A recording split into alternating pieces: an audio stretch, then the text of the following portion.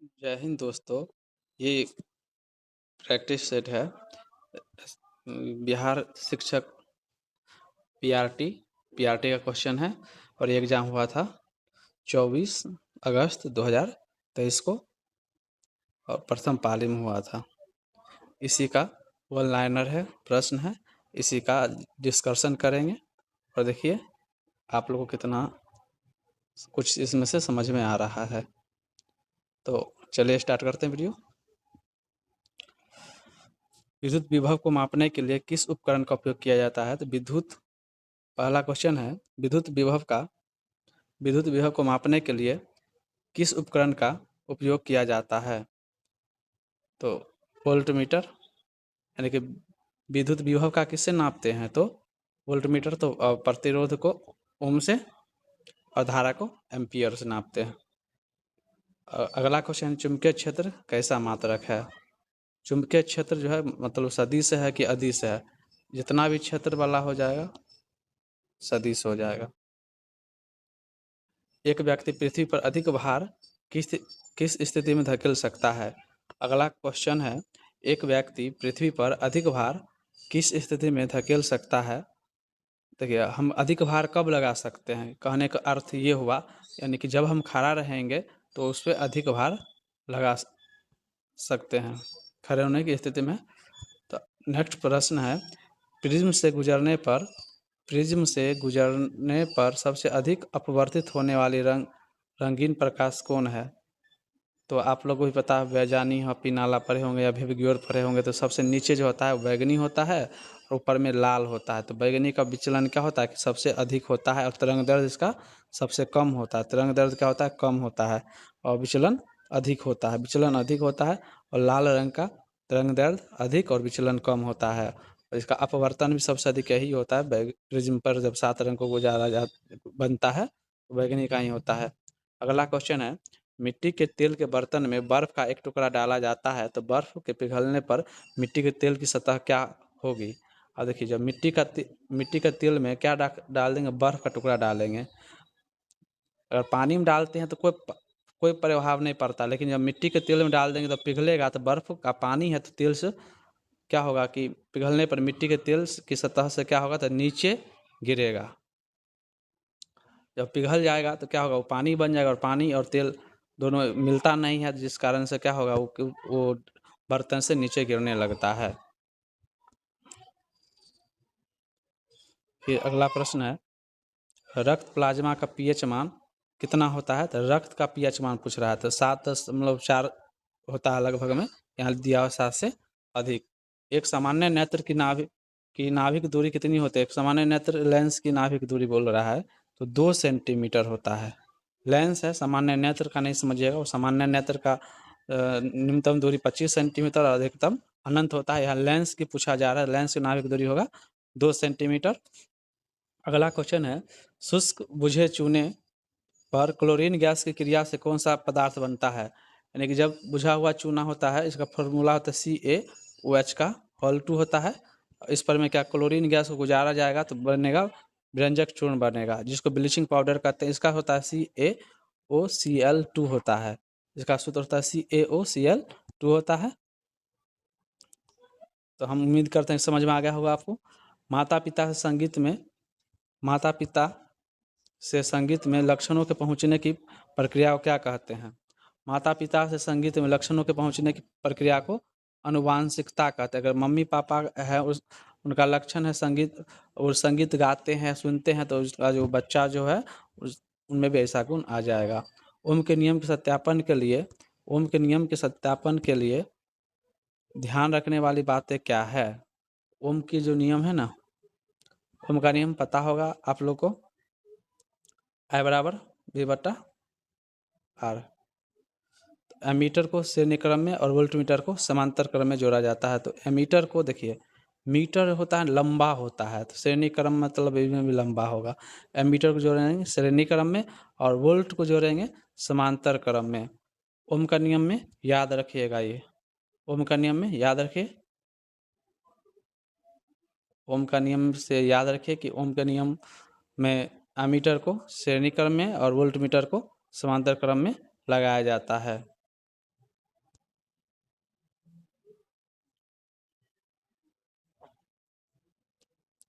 Next प्रश्न है, लोहे के बुरादे में तनु हाइड्रोक्लोरिक अम्ल डालने से क्या होता है? लोहे के बुरादे में क्या HCl डाल देंगे तो क्या होगा? तो हाइड्रोजन गैस और आयरन क्लोराइड उत्पन्न होगा। हाइड्रोजन गैस रिलीज करेगा और आयरन क्लोराइड, फेरस क्लोराइड इसी को कहेंगे, वो निकलने लगेगा। बाढ़ को रोकने के लिए सबसे उत्तम विधि क्या है? तो बाढ़ को कैसे रोकेंगे? उस सबसे उत्तम विधि है पेड़ लगा लीजिए, वन रोपण है। वनों को लगा करके हम बाढ़ को रोक सकते हैं। खाने के डिब्बे पर जिंक की बजाय टीन की परत क्यों चढ़ाई जाती है? खाने का जो डिब्बा होता है उसमें जिंक के बजाय टीन की परत क्यों चढ़ाया जाता है? क्योंकि टीन की तुलना में जिंक अधिक प्रतिक्रियाशील है। जिंक की तुलना में क्या है? टीन की तुलना में जिंक अधिक प्रतिक्रियाशील है, इसलिए खाने के डिब्बे पर जिंक के बजाय टीन का बर्तन पर चढ़ाया जाता है। जिंक जल्दी से अभिक्रिया कर लेगा और टीन जल्दी से अभिक्रिया नहीं कर पाता है, इसलिए खाने का जो बर्तन है उस पर में टीन टीन का पर चढ़ाया जाता है। अंडाशय द्वारा कौन सा कार्य किया जाता है? अंडाशय है, अंडाशय फीमेल से निकलता है, तो इसका क्या काम है? तो डिम का निर्माण करता है। अंडाशय क्या करेगा? डिम का निर्माण करेगा। इमली में कौन सा अम्ल होता है? इमली में कौन सा होगा? तो इमली में टार्टरिक अम्ल होता है। इमली में कौन सा? टार्टरिक। सेब में बोलिएगा कौन सा अम्ल होगा? ऑक्जेलिक अम्ल। टमाटर में भी ऑक्जेलिक अम्ल, और नींबू में एसिटिक अम्ल होता है। एसिटिक अम्ल होता है नींबू में, एसिटिक। कॉलीफॉर्म क्या होता है? कॉलीफॉर्म क्या होता है? तो प्राणियों के पाचन नाल में उपस्थित बैक्टीरिया है। कॉलीफॉर्म क्या है? बैक्टीरिया है। कॉलीफॉर्म क्या है? बैक्टीरिया है। एक बैक्टीरिया कहाँ पाया जाएगा? तो प्राणियों के पाचन नाल में, जहाँ से खाना पचता है वहाँ पे पाया जाता है कॉलीफॉर्म। भारत की संसद के नए भवन के प्रभारी वास्तुकार का नाम क्या था? भारत की नया जो संसद भवन बना है उनका प्रभारी वास्तुकार कौन था? तो पद्मश्री विजेता है बिमल पटेल जी। ये बिमल पटेल जी है जो वास्तुकार है नए संसद भवन का। इसमें बैठने के लिए शायद 888 सीट है। फिर नेक्स्ट देखते हैं। नेक्स्ट, केवल संविधान सभा के सदस्यों के चुनाव में भाग लेने वाले भारत की वयस्क आबादी के मताधिकार का प्रभावी प्रतिशत कितना है? तो 10 से 15% है। केवल संविधान सभा के सदस्यों के चुनाव में भाग लेने वाले भारत की वयस्क आबादी के मतदाताओं का प्रभावी प्रतिशत कितना है? तो 10 से 15% है। मोहम्मद बिन तुगलक के शासनकाल में भारत आए प्रसिद्ध मुस्लिम खोजकर्ता इब्न बतूता किस देश से आया था? तो मोरक्को से है। देखिए PRT का है और ये क्वेश्चन जो है मिडिवल इंडिया से है, मध्यकालीन भारत से पूछ लिया गया है। तो कोई ठीक नहीं है BPSC का, कहीं से भी कुछ पूछ देता है, लेकिन अभी तक तो कुछ फिक्स है इसका। चलिए अगला क्वेश्चन देखते हैं। भारत का पहला केबल स्टेरेल पुल कहाँ बनाया गया है? तो भारत का पहला केबल स्टेरेल पुल कहाँ बना है? जम्मू कश्मीर में बना है। कहाँ पे बना है? जम्मू कश्मीर में बना है। भारत का पहला अर्धचालक निर्माण हेतु प्लांट किस राज्य में स्थापित किया गया है? भारत का पहला अर्धचालक यानी सेमीकंडक्टर के निर्माण का प्लांट कहाँ पे बना है? तो ये प्लांट बना है गुजरात में। कहाँ पे बना है? गुजरात में बना है। 1917 ईस्वी में चंपारण सत्याग्रह के दौरान भारत में गांधी जी के जीवन पर पहले ज्ञात प्रयास के पीछे कौन था? मतलब ये कह रहा है कि गांधी जी को मारने की कोशिश सबसे पहले किसने किया था? तो लॉर्ड इरविन है। नेक्स्ट क्वेश्चन देखते हैं। तृतीय भारत प्रशांत द्वीपीय सहयोग मंच शिखर सम्मेलन कहाँ हुआ था? ये हुआ था पापुआ न्यू गिनी में हुआ था। ये करंट का क्वेश्चन है, ये इसको छोड़ सकते हैं। रोवन विल्सन किस शहर के पहले अश्वेत मुख्य न्यायाधीश नियुक्त किए गए? न्यूयॉर्क का। रोवन विल्सन किस शहर के पहले अश्वेत मुख्य न्यायाधीश नियुक्त किए गए हैं? तो ये हो जाएगा न्यूयॉर्क का। भारत के 2011 की जनगणना के अनुसार बिहार की कुल महिला साक्षर दर कितना है? तो 53.33 है महिला का। सुभद्रा देवी किसके लिए जानी जाती है? सुभद्रा देवी जानी जाती है पेपर मैसी कलाकार के रूप में। सुभद्रा देवी जानी जाती है पेपर मैसी कलाकार के रूप में। छोटा नागपुर क्षेत्र में मुंडा और संथाल किस पेड़ को पूजा करता है? तो देखिए बर्ग महुआ का करता है और कदम का करता है पूजा। महुआ का और कदम का, तो इसमें कदम है। किसकी खेती जायद के मौसम में की जाती है? जायद की किसकी खेती जायद के मौसम में की जाती है? तो जिस टाइम में गांव में मिलने लगता है तरबूज, खीरा, ककड़ी, उसे जायद की फसल कहेंगे। तरबूज, खीरा और एक खरबूज हो जाएगा जायद की फसल। उत्तरी अमेरिका महाद्वीप की लेक सुपीरियर के संबंध में क्या सत्य है? उत्तरी अमेरिका महाद्वीप की लेक सुपीरियर के संबंध में क्या सत्य है? यह कनाडा और यूएसए के मध्य भौगोलिक सीमा बनाती है। अमेरिका उत्तरी अमेरिका महाद्वीप द्वीप की लेक सुपीरियल के संबंध में क्या सत्य है? तो यह कनाडा और यूएसए के बीच भौगोलिक सीमा बनाती है। अगला क्वेश्चन है, आकार और माप में समानता के कारण किस ग्रह को पृथ्वी का जुड़वा ग्रह कहा जाता है? ये हो जाएगा शुक्र। शुक्र को पृथ्वी का भोर का तारा, शाम का तारा, भगनी ग्रह, ये सब कहा जाता है। वेनेजुएला किस नदी के बेसिन का एक हिस्सा है? तो ये हो जाएगा अमेजन। यहाँ पे 9 शहर है। वेनेजुएला किस नदी की बेसिन का एक हिस्सा है? आंसर वेनेजुएला, ये थोड़ा सा कुछ गड़बड़ लग रहा है, इसका आंसर अमेजन होगा, क्योंकि हम एक बुक में पढ़े थे अमेजन।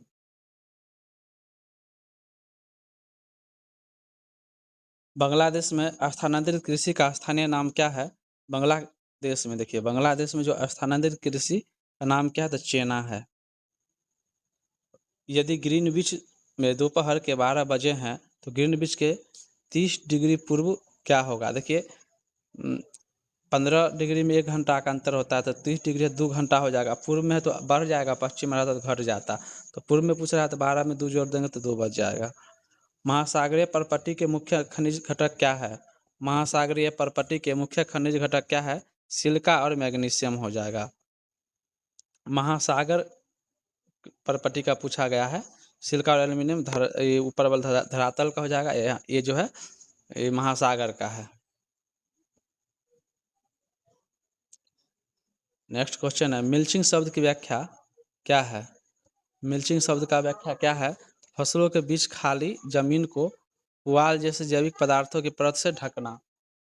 तो मिल्चिंग क्या है समझिए। मिल्चिंग होता है फसल के बीच खाली जो जगह रहता है जमीन की पुआल जैसे जैविक पदार्थों की परत से ढकना, इसको मल्चिंग कहते हैं। जवाहरलाल नेहरू की अस्थायी सरकार में श्रम मंत्री कौन था?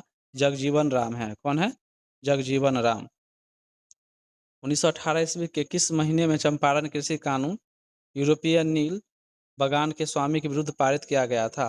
प्रश्न है 1918 ईस्वी के किस महीने में चंपारण कृषि कानून यूरोपीय नील बगान के स्वामी के विरुद्ध लाया गया था? इसे 4 मार्च को लाया गया था। आप लोग देखे होंगे बीपीएससी सेट में।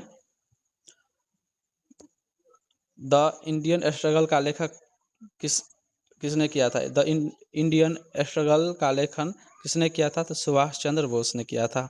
किसने किया था? सुभाष चंद्र बोस जी ने किए थे। द इंडियन स्ट्रगल का लेखन किसने किया है? सुभाष चंद्र बोस जी ने किए हैं। अगला क्वेश्चन, बिहार के किस जनजाति ने कांग्रेस के गया अधिवेशन में भाग लिया था? तो उराव।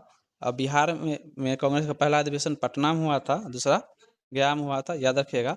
1938 ईस्वी में किसकी अध्यक्षता में राष्ट्रीय योजना समिति की स्थापना किया गया था? इसमें ऑप्शन ए जवाहरलाल सुभाष चंद्र बोस भी था, बहुत ज़्यादा लोग वही टिक कर दिए थे, लेकिन इसका आंसर होगा जवाहरलाल नेहरू। 1938 में किसकी अध्यक्षता में राष्ट्रीय योजना समिति की स्थापना किया गया था? तो जवाहरलाल नेहरू जी का किया गया था। Mahatma Gandhi and Bihar some reminiscences पुस्तक के लेखक कौन है? तो यह है डॉक्टर राजेंद्र प्रसाद।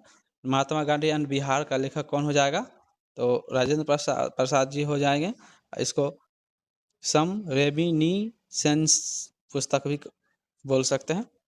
किस आंदोलन के प्रभाव में आकर बिहार के लोगों ने चौकीदारी कर देने से इनकार कर दिया था? हो जाएगा सविनय अवज्ञा आंदोलन। सविनय अवज्ञा आंदोलन में क्या हुआ था? बिहार का जो भी लोग चौकीदारी कर देने से मना कर दिया था। सविनय अवज्ञा आंदोलन कब हुआ था? तो 1930 में हुआ था।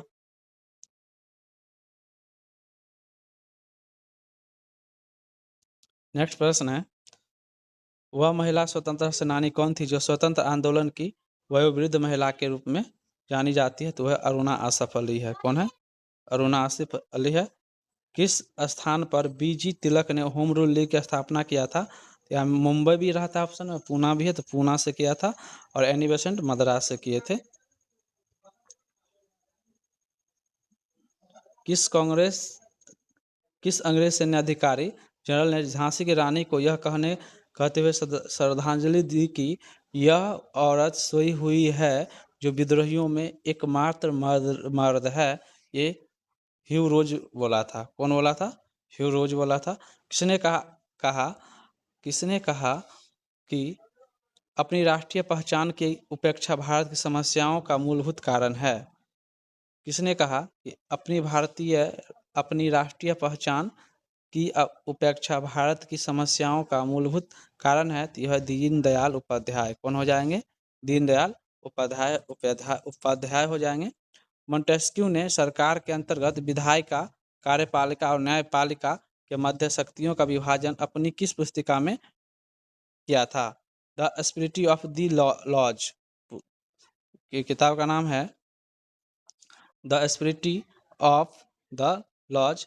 ये मोंटेस्क्यू ने सरकार के अंतर्गत विधायिका है, कार्यपालिका और न्यायपालिका के मध्य शक्ति का विभाजन किया है अपनी किताब में। किताब का नाम है the spirit of the laws.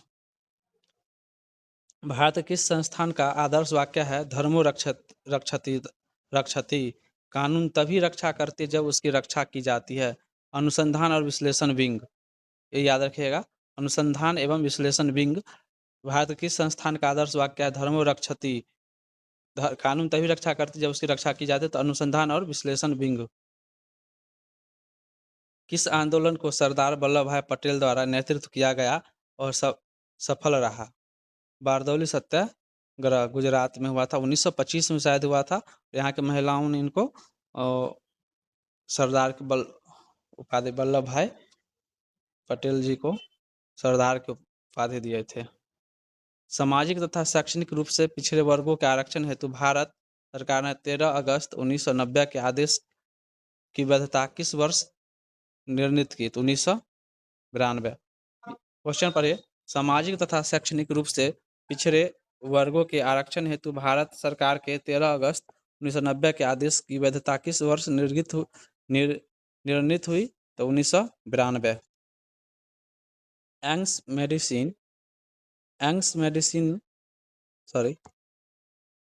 Medicine की पुस्तक the world economy historical statistics के अनुसार प्राचीन काल में भारत का विश्व जीडीपी कितना था? कुल देश का 32% था। मतलब पहले भारत का जीडीपी कितना था कुल देश को मिला करके, और भारत उससे भी अधिक था, 32% भारत का जीडीपी। पुस्तक the beautiful tree Indian education in the 18th century किसने लिखी है? धर्मपाल ने लिखे हैं। किसने लिखा है? धर्मपाल ने लिखा है। पुस्तक दी ब्यूटीफुल ट्री का लेखक कौन है? धर्मपाल हैं। इतना भी याद रखिए, ठीक है। भारतवर्ष के संविधान की प्रस्तावना में बंधुत्व मुख्यतः किसे आश्वासित करता है? भाईचारे की भावना को। बंधुत्व किसको दर्शाता है? तो भाईचारे को। इसने कहा भारतीय न्यायपालिका विलासी मुकदमाबाजी से ग्रसित है? एन.वी. रमन्ना ने बोला था। एन.वी. रमन्ना ने कहा कि भारतीय न्यायपालिका विलासी मुकदमबाजी से ग्रसित है। कौन सी पारिस्थितिकी तंत्र में गैसीय जैव भू रासायनिक चक्र नहीं होता है? फास्फोरस चक्र। क्वेश्चन है, कौन सा पारिस्थितिकी तंत्र में गैसीय जैव भू रासायनिक चक्र नहीं होता है? इसका आंसर हो जाएगा फास्फोरस चक्र। किसके पास उच्च ऊर्जा स्तर और छोटा तरंग दैर्ध्य है? ऊर्जा के मामले में उच्च और तरंग दैर्ध्य छोटा है तो पराबैंगनी विकिरण है। क्या हो जाएगा इसका आंसर? पराबैंगनी विकिरण। प्रत्येक कोशीय स्तर पर गैस अपघटनीय रसायनों के लगातार रासायनिक संचय की प्रक्रिया को किस रूप से जाना जाता है? जिसको जैविक आवर्धन के रूप से जाना जाता है।